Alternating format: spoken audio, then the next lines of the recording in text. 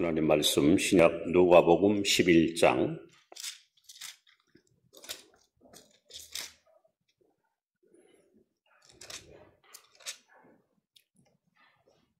24절부터 26절까지 우리 합독하겠습니다. 한 목소리로 같이 읽습니다. 신약 112면입니다. 누가복음 11장 24절 다 같이 읽습니다. 더러운 귀신이 사람에게서 나갔을 때에 물 없는 곳으로 다니며 쉬기를 구하되 얻지 못하고 이에 이르되 내가 나온 내 집으로 돌아가리라 하고 가서 보니 그 집이 청소되고 수리되었거늘 이에 가서 저보다 더 악한 귀신 7을 데리고 돌아가서 거하니 그 사람의 나중 형편이 전보다 더 심하게 되느니라. 아멘. 하나님과 늘 동행하시 바랍니다. 하나 더 합니다. 예수님께 꼭 붙어 사시기 바랍니다. 우리 사람은 한 명도 외에 없이 두 세계 속에서 살고 있습니다. 즉 보이는 세계와 보이지 않는 세계, 그 속에서 우리는 매일같이 살아가고 있습니다. 자, 눈에 보이는 세계만 세계가 아니고 보이지 않는 영적 세계가 있습니다. 그리고 보이지 않는 세계 속에는 하나님의 영, 성령님과 마귀 영, 악한 영과 사람의 영, 이 세 가지 영이 공존하고 있습니다. 하나님이 사람을 처음 지을 때에 창세기 2장 7절에 여호와 하나님이 흙으로 사람을 빚으시고 그 코에 생기를 불어넣으니 사람이 생명이 된지라. 사람은 물질, 즉 흙과 하나님의 영을 혼합시켜서 만들어진 그야말로 대단히 존귀한 존재입니다. 자, 그런데 사람을 지을 때 하나님이 이 몸속에다가 하나님의 영을 불어넣어서 사람을 만들었는데 안타깝게 창세기 6장 3절로 넘어가면 하나님께서 타락한 인생을 바라보시고 탄식을 하시면서 비통하게 이렇게 말씀합니다. 나의 신이 영원히 사람과 함께하지 않겠다. 사람 속에 들어왔던 하나님의 영이 결국 떠나고 맙니다. 그래서 구약 4,000년 동안 특정한 사람, 선지자, 제사장, 왕 이런 사람에게 성령님이 임하여서 어느 기간 동안 그들을 하나님의 도구로 쓰시다가 임무가 끝나면 다시 후계자에게 성령을 부으셔서 이렇게 성령 역사가 아주 약한 모습으로 이어져 옵니다. 그러다가 이제 신약에 넘어와서 예수님이 십자가 피 흘려 죽어서 하나님과 인간 사이에 가로막힌 죄땀을 헐어버리고 다시 성령이 강림하여 교회가 탄생하고 누구든지 그 예수님을 구주로 모시고 거듭날 때에 여러분의 몸은 하나님의 성전이 되고 우리 안에는 성령이 임하셔서 평생 우리와 동행하시는 영적인 축복을 누리게 하셨습니다. 자, 그런데 여러분, 사람은 이렇게 집이 있어요. 몸이 있어요. 성령을 모시고 있는 집이 있는데 하나님은 영이시고 마귀도 영이라 집이 없습니다. 그래서 성령은 성령대로, 악한 영은 악한 영대로 여러분을 어떻게든지 지배하려고 우리 몸에 들어와서 우리를 다스리려고 지금도 끊임없이 역사하고 있습니다. 오늘 본문에 보시면 더러운 귀신이 사람에게서 나갔다 그랬습니다. 더러운 귀신이 사람에게서. 즉 귀신은 영물이라 몸이 필요하거든요. 집이.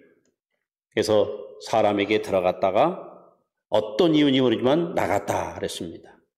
특히 귀신의 이름을 더러운 귀신이라 하고 말씀했는데 이게 무슨 의미일까?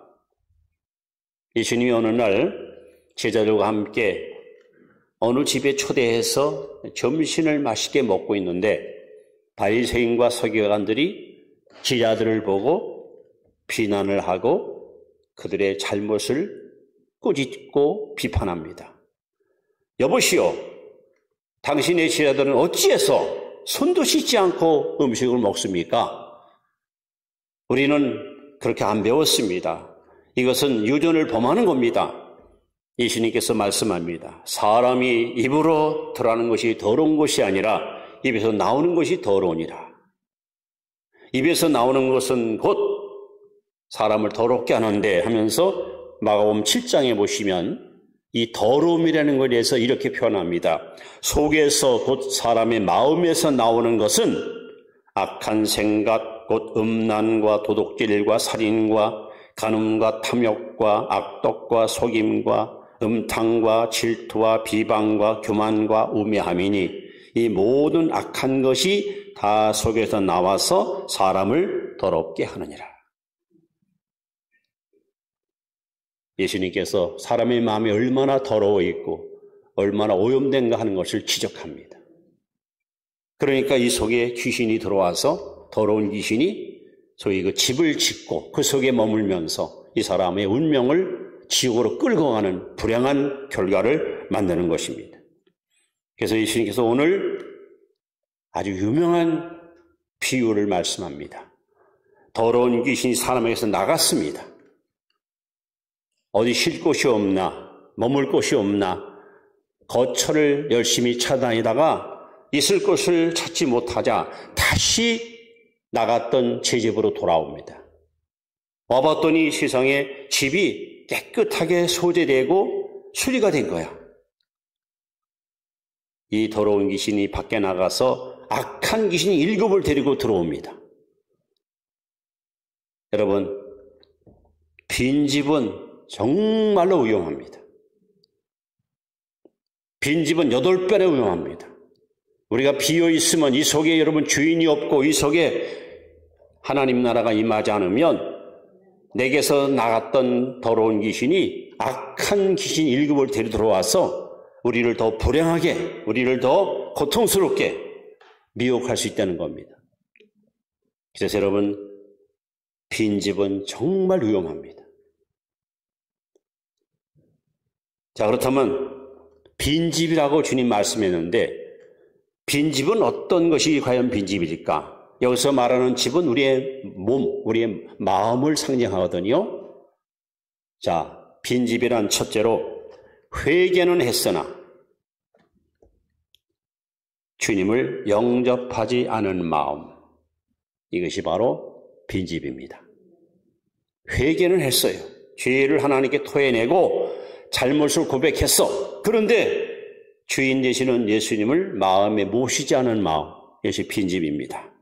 자, 오늘 본문 25절 말씀을 우리 다시 한번 읽습니다. 시작. 가서 보니 그 집이 청소되고 수리되었거늘. 이게 뭘 말하는 겁니까? 여러분, 예수님은 이 땅에 빛으로 오셨다. 빛. 나는 세상의 빛이니. 어떤 죄인이라도 그 빛 앞에 자기의 추하고 더럽고 그리고 모든 악한 것이 다 폭로가 되면 하나님, 나는 죄인입니다. 하나님 앞에 잘못 살았습니다. 하고 회개하게 됩니다. 자, 이 이야기는 역사적인 사건을 여기다 주님이 도입한 겁니다. 예수님보다 6개월 먼저 태어나서 소위 예수님의 길라잡이 역할을 했던 세례 요한이 마태복음 3장 11절에 이렇게 외칩니다. 나는 너희들을 회개케 위해서, 회개시키기 위하여 물로 세례를 베풀거니와 내 뒤에 오시는 이는 불과 성령으로 세례를 베풀리라. 세례 요한은 약 30만 명에게 회개의 세례를 베풀었습니다. 그들의 더럽고 추한 죄를 깨끗이 씻는 이 임무를 성실히 수행한 사람이 바로 세례 요한입니다. 자, 문제는요, 이 사람들이 요단강 가서 세례받고 죄 용서받고 죄를 토해냈는데 정작 중요한 것을 빼먹었습니다. 그것이 뭘까요? 예수님이 이 땅에 오셔서 제일 먼저 외쳤던 최초의 복음이 마가복음 1장 15절이거든요. 예수님이 이렇게 말씀합니다. 때가 찼고 하나님 나라가 가까웠으니 회개하고 복음을 믿어라 그랬습니다. 그래서 두 가지를 강조합니다. 첫째는 회개하라. 죄를 끊어버려라. 죄를 토해내라. 죄의 관계를 완전히 단절시켜라. 그 다음에 뭐예요? 믿어라. 즉 예수를 영접하라는 거예요. 회개로 끝나면 안 됩니다. 눈물 흘리고 주님 전 잘못 살았습니다. 하나님 부끄러운 인생이었습니다. 내 죄를 용서해 주시옵소서.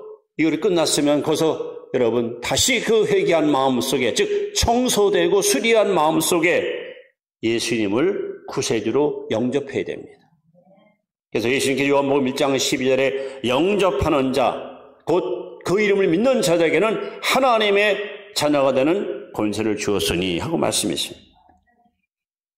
여러분 신앙생활은 완충지대가 없습니다. 예수님은 저와 여러분에게 확실한 믿음의 삶을 요구하십니다. 오늘 우리가 읽지 않았습니다. 23절에 이런 말씀이 있죠. 나와 함께 하지 않은 자는 나를 반대하는 자요. 나와 함께 모으지 않는 자는 나를 해치는 자니라. 이건 예수 믿으려면 확실히 믿고 그분만 의지하고 살아야지 이것도 아니고 저것도 아니고. 주님은 아주 단호하게 여러분에게 결단을 촉구합니다. 그냥 건성으로 교회 다니는 소위 썬데이 크리스찬이 아니라 마음과 뜻과 정성을 다하여 나의 주 나의 하나님이신 주님을 모시고 그분을 온전히 섬기는 이 신앙을 주님 우리에게 요구하고 계십니다.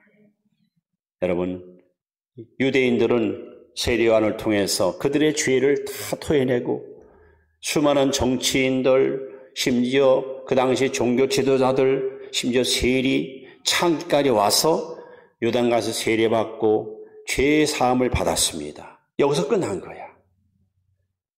씻었으면 소재했으면 청소했으면 진짜 필요한 알갱이 즉 예수를 모셔야 되는데 그들은 회개는 했으나 예수님을 영접하지 않았습니다. 주님은 이러한 마음을 빈집이라 해서 빈집. 위험한 거예요.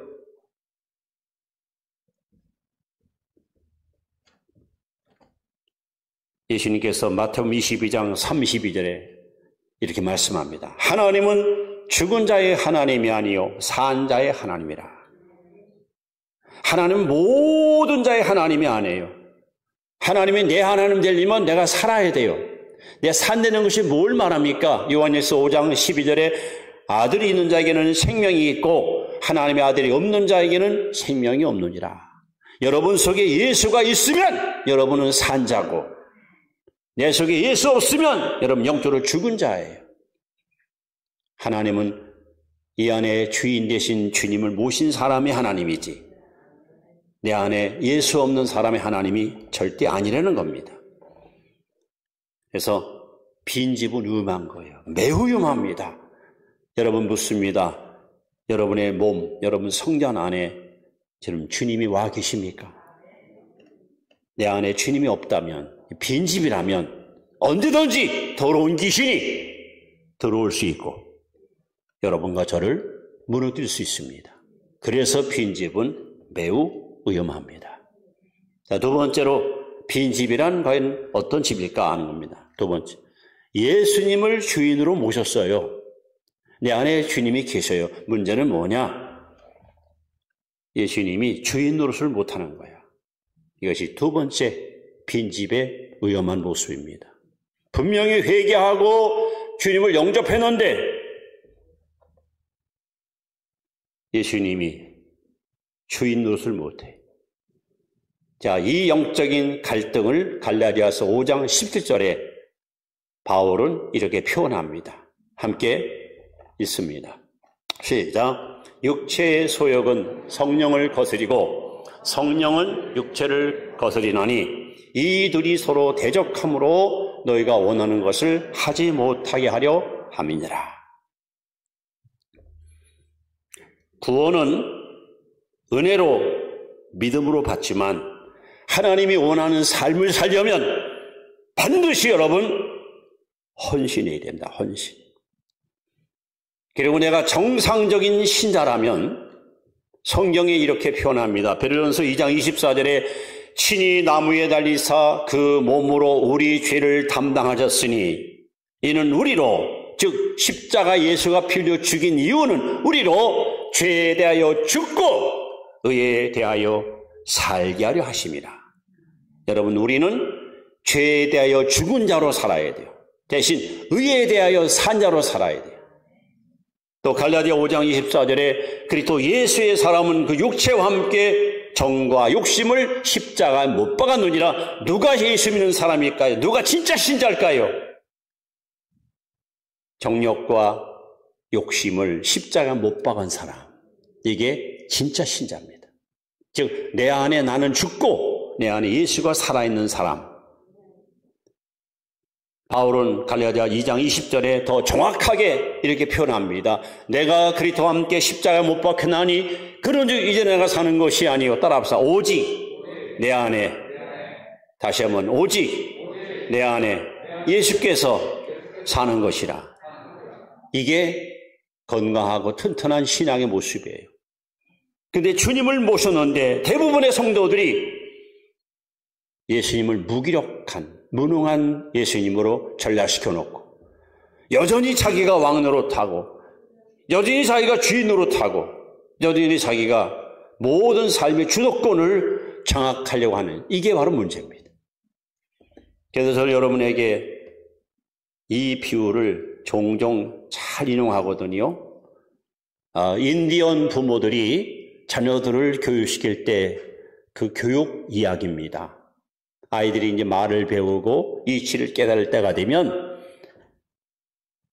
자녀를 앞에 앉혀놓고 이렇게 이야기합니다. 뭐 이름을 부르겠죠. 뭐 토니 마음속에는 늑대가 두마리가 살고 있어. 그래요. 아이들은 깜짝 놀랄 거 아니에요. 엄마, 내 속에 늑대가 있어? 2마리씩이나? 그래. 한 마리 늑대는 아주 악해. 아주 못된 늑대야. 또 한 마리 늑대는 아주 착하고 선한 늑대야. 그리고 이제 아이에게 질문을 합니다. 악한 늑대랑 선한 늑대랑 싸우면 누가 이길까? 여러분, 대부분의 아이들은 선한 늑대요! 하고 대답합니다. 여러분, 누가 이길까요? 엄마, 선한 늑대가 이길 거예요. 악한 늑대는 나쁘잖아요. 그래. 그런데 사실은 틀렸다. 그럼 누가 이겨요? 먹이를 먹여주는 늑대가 이긴다. 참 기가 막힌 이야기예요. 우리가 거듭나면 우리 안에는 2개의 생명이 공존합니다. 옛사람과 새사람. 아담의 사람과 예수의 사람. 그리고 이 2 생명이 서로 권력 다투를 합니다. 권력 다투. 여러분의 마음을 장악하려고. 여러분은 지금 이 싸움에서 이겼기 때문에 여기 오신 거예요. 이 싸움에서 진 사람은 예배당에 못 나옵니다. 예배 시간 엉뚱한 대로 여러분 달려갑니다. 여러분들이 내 안에 계신 예수님이 마음껏 기지개를 펴시고 마음껏 나를 쓰실 수 있도록 그분에게 여러분의 삶을 온전히 양도하시고 맡겨야 되는데, 그러려면 우리가 할 일이 있습니다. 갈라디아 5장 16절에 이렇게 하나님 말씀은 너희는 성령을 따라 행하라. 여러분, 성령을 따라 행하십시오. 또 항상 깨어 기도하십시오. 그리고 골로새 3장 16절 말씀에 너희 안에 그리스도의 말씀이 풍성히 거하게 하라. 이렇게 성령 충만, 기도의 삶, 말씀으로 채우고, 그러면 여러분의 영적인 사람이 힘이 생깁니다. 강해집니다. 그러면 도망갔던 더러운 귀신이 감히 침투할 생각을 못 갖습니다. 그래서 예수님께서 오늘 21절에 강한 자가 무장을 하고 자기 집을 지킬 때는 소유가 안전하다 그랬습니다. 여러분 안에 계신 예수님이 강해야, 힘이 있어야 원수마귀가 여러분을 흔들지 못하지. 내 안에 계신 예수님이 무능하고 무기력하고 아무런 힘이 없으면 언제든지 귀신한테 우리는 이용당할 수 있고 무너질 수 있습니다. 그래서 빈집은 위험한데 주님을 모셨지만 이 주님이 주인 노릇을 못해, 왕 노릇을 못해. 내가 주인 노릇해. 내가 뭐든지 결정하고 내가 뭐든지 판단하고 내가 뭐든지 행동하고. 이건 굉장히 영적으로 위험한 모습입니다. 그래서 여러분, 예수님을 우리가 흔히 부를 때 쓰는 말 아도나이, 주여, 주여, 우리가 주여 하잖아요. 주여. 그게 무슨 얘기예요? 당신은 나의 주인이십니다. 이런 고백입니다. 여러분 정말 주여 할 때 입으로만 주여 아니라 예수님이 여러분의 주인이십니까? 그 예수님이 여러분의 마음을 100% 다스리고 계시고 장악하고 계시고 붙들고 사십니까? 아쉬울 때만 주여 하고 주의 도움을 구하다가 일이 잘 풀리고 만사가 형통하면 주님을 멀리 떠나 내가 모든 걸 주도하는 삶, 이거 위험한 거예요. 정말 여러분 속에 예수님이 살아계시고 여러분 마음을 지배하고 있다고 하면은 우리는 이런 고백이 자유에 나옵니다. 주님 없는 행복은 행복이 아닙니다. 내 인생의 모든 것 주님이 전부이십니다. 전부. 바울의 고백처럼 살아도 주려 살고 죽어도 주려 죽나니 그런즉 사나 죽으나 우리가 주의 것이로다. 이래야 여러분 도망간 귀신이 침투하지 못하는데 이 땅에 얼마나 많은 그리스도인들이 분명히 거듭났고 주님 모시고 있지만 주님이 주인 행세를 못하고 영적으로 무기력하고 무능해서 종종 마귀의 꾀에 빠지고 시험에 무너지고 영적으로다가 실패하는 사람들이 얼마나 많은지 모릅니다. 빈집은 이렇게 주님을 모셨지만 주님이 주인 노릇을 못하는 상태, 빈집과 같습니다. 자, 세 번째, 빈집은 매우 위험한데 무엇이 빈집이냐? 믿음으로 살지만 이렇게 예배드리고 매일같이 하나님을 섬기고 살지만 열매가 없는 상태, 열매가 없는 신앙, 이게 빈집 같습니다. 여러분 바야흐로 결실의 계절입니다. 들에 나가면 이제 벼가 이렇게 아름답게 열매 맺고 서서히 고개 숙이는 모습을 보게 됩니다. 농부가 이른 봄부터 들에 가서 열심히 땀 흘리고 수고하는 이유는 딱 한 가지 이유 때문입니다. 열매.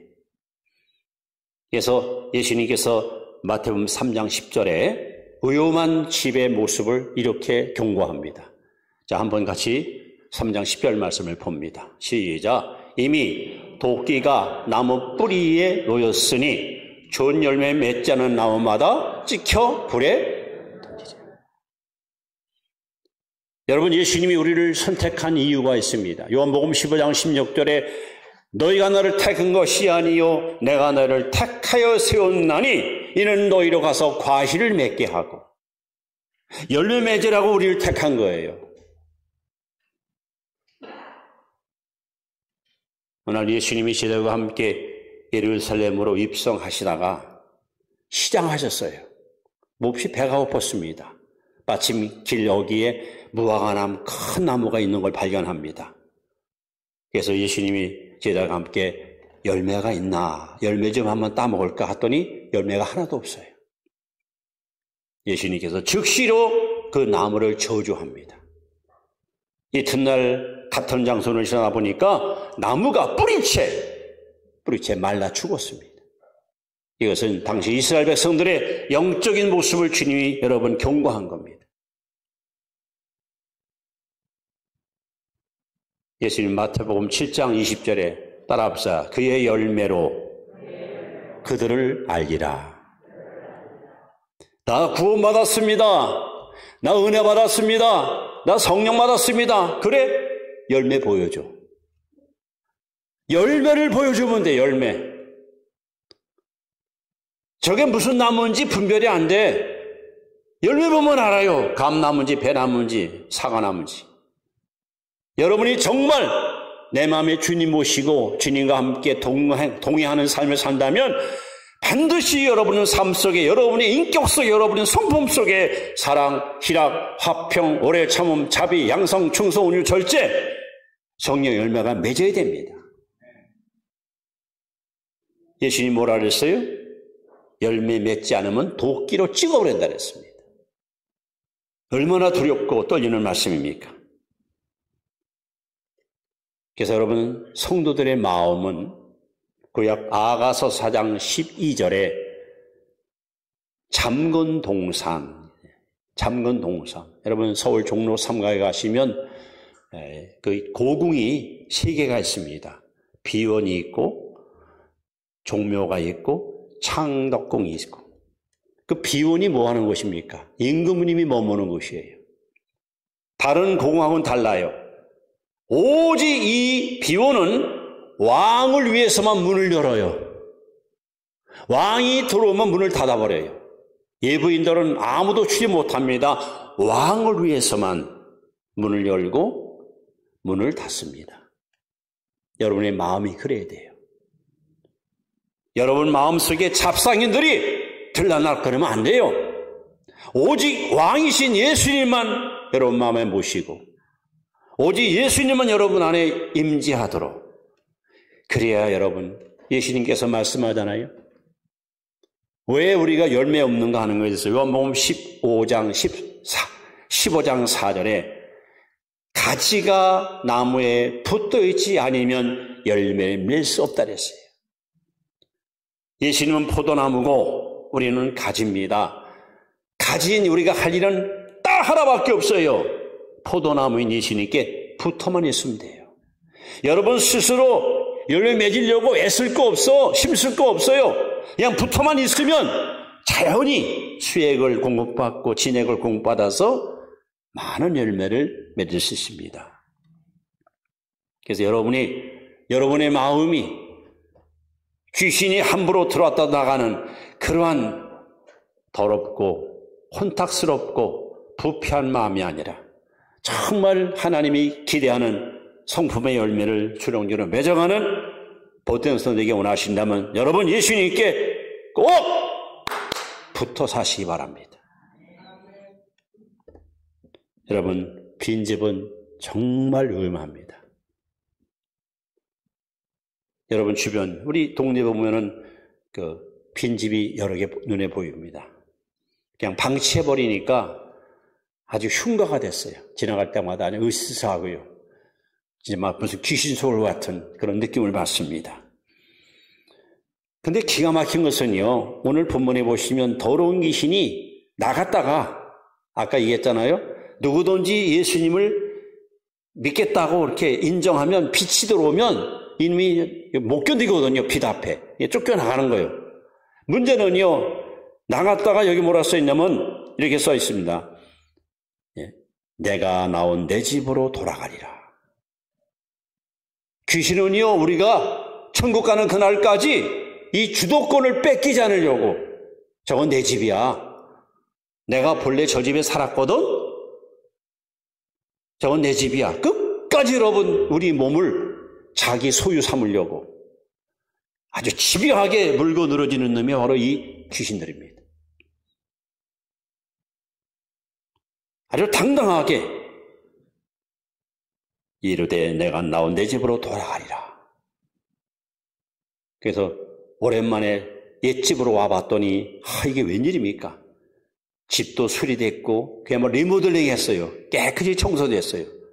그동안에 교회 다니면서 기도도 많이 하고 봉사도 하고 말씀도 듣고 그래서 심령이 많이 깨끗해져서 많이 이렇게 청소해가지고 그전 같지 않고 굉장히 정돈이 잘 돼 있어. 문제는 뭐냐?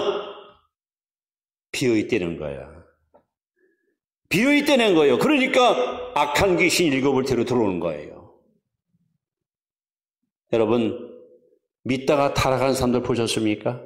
한때는 교회 열심히 봉사하던 사람이 어느 날 주님을 떠나서 세상으로 넘어진 사람 보셨습니까?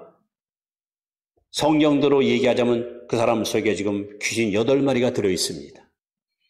더 사람이 완악합니다. 아주 강팍합니다.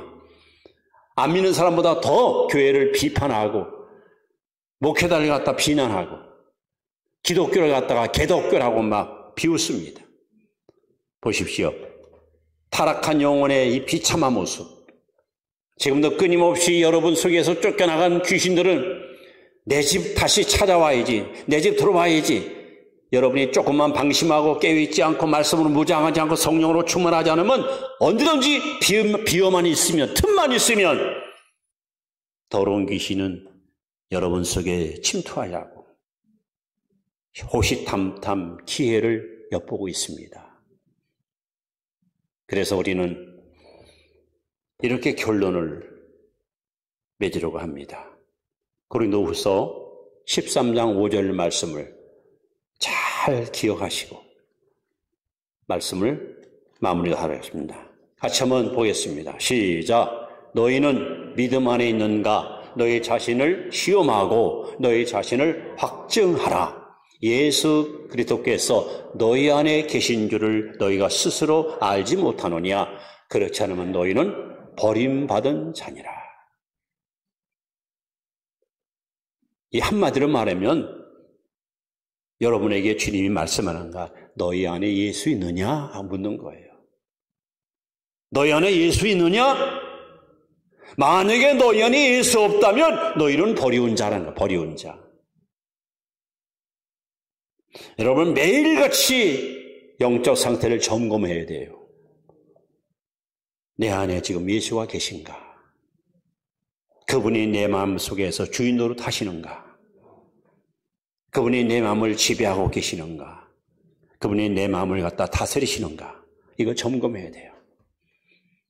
그래도 주님은 지금도 안타까운 마음으로 계시록 3장 20절에 이렇게 말씀합니다. 볼지어다 내가 문 밖에서도 문을 두드리노니 누구든지 내 음성을 듣고 문을 열면 내가 그에게로 들어가 그는 나와 더러 먹고 나는 그와 먹으리라. 여기 주님의 소망이 있습니다. 주님의 간절한 소원이 있습니다. 마음 좀 열어다오. 어서 나를 영접해다오. 주님은 여러분 안에 들어오셔서 나와 하나 되기 원합니다. 나와 연합하기 원합니다. 이것이 주님의 소원입니다. 여러분 이 소원 꼭 들어주십시오. 그래서 주님 모시고 그 주인이 내 안에서 왕노릇 할 때 더러운 귀신은 다시는 여러분 침투하거나 우리를 넘볼 수 없는 거예요. 그러나 내 안에 예수가 없으면, 예수가 주인으로 못하고 있으면 도망간 귀신은 언제든지 틈새를 비집고 돌아와서 다시 여러분들을 아주 타락의 일로 우리를 미혹할 수 있다는 것이 오늘 주님의 교훈의 메시지입니다. 다시 한번 여러분 묻습니다. 여러분 안에 예수가 계십니까? 기도하겠습니다.